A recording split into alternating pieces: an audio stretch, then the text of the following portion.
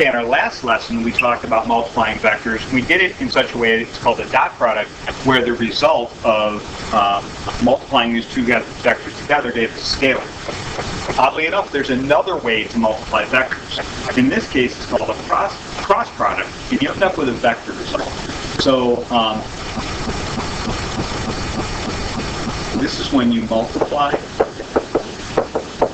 two vectors and you get a vector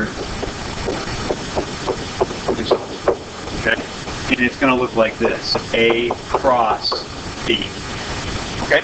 Now, the rules for this are going to be as follows. If I do I cross I get 0. They actually cancel each other out. Same is true for J cross J and K cross K. That's going to give me 0. Okay. So previously, the only terms I was really worried about with the dot product was I dot I was 1. And if when I was doing I dot J, I would ignore it because I knew it was 0. This is the opposite way around. Now, there's weird rules for this. I cross J is going to give me K. And actually, anytime I multiply two vectors, the cross product ends up being perpendicular. Okay, I is in the x direction, J is in the y direction. When I cross them, I get K in the z direction, which is perpendicular to both. Now, another weird thing is J cross I is negative K. Okay, vectors, at least when you're doing the cross product, do not follow the commutative rule of math. Commutative rule tells me something like this. If I get 2 times 3, I get 6. 3 times 2, I get 6. It doesn't matter which order I go in. But for vectors, I cross J is K, J cross I is negative K. So you don't get the same thing. If you switch the order, you end up getting a negative sign. Then we could do J cross K. That's going to give me I. And K cross J is going to give me negative I. And then I can do K cross I. That's going to give me J. And I cross K gives me negative J. Okay. When I learned this, I was kind of told to kind of memorize these or something.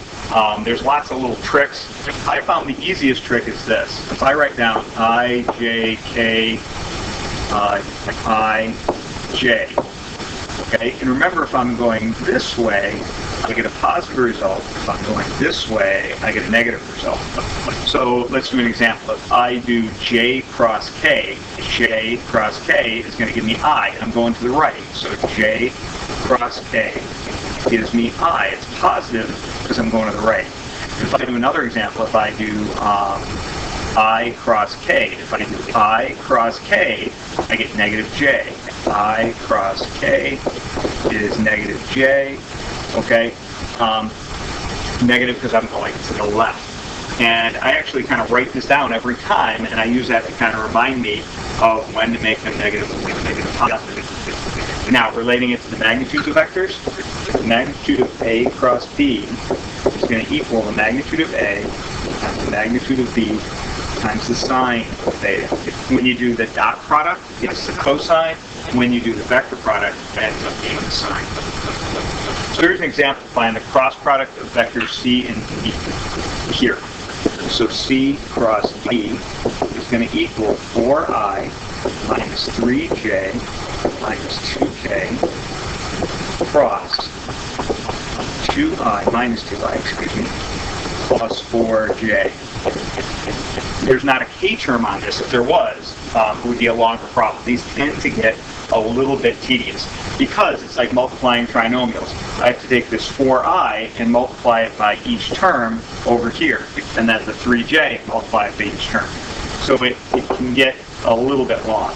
So I'm going to start with the I. I'm going to multiply the 4i times the 2i, then I'm going to multiply the 4i times the 4j. So it's going to be 4 times minus 2 times I cross I. Okay. Now I have to do the 4i times the j term.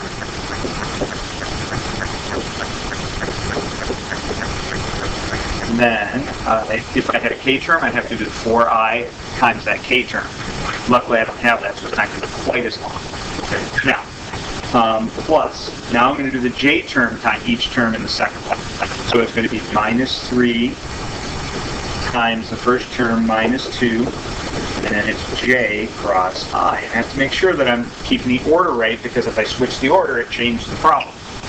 Plus, now the j term times the next one. So minus 3 times 4 times j cross j. Now I got to do the same thing with the k term. So plus minus 2 times minus 2, and then k cross I. That was this one, that one. Then plus minus 2 times 4 times k cross j.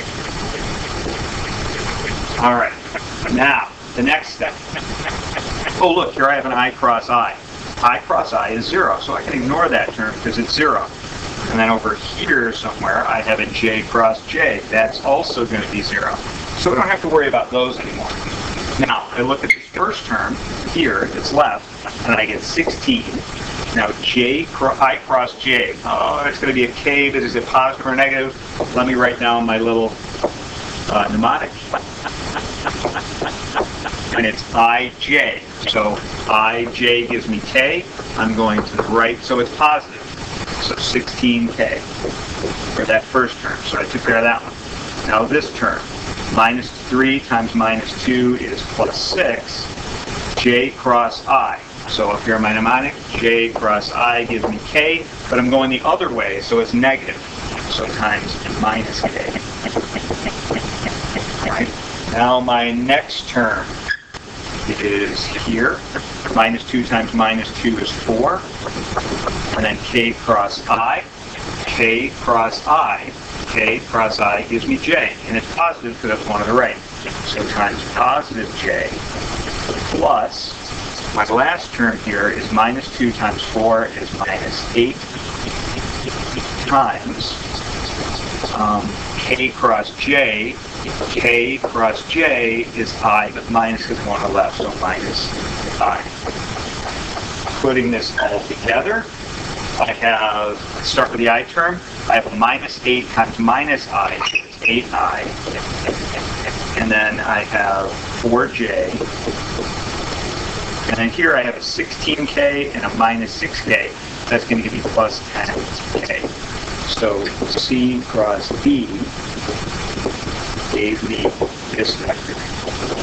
So that is how to do the cross product.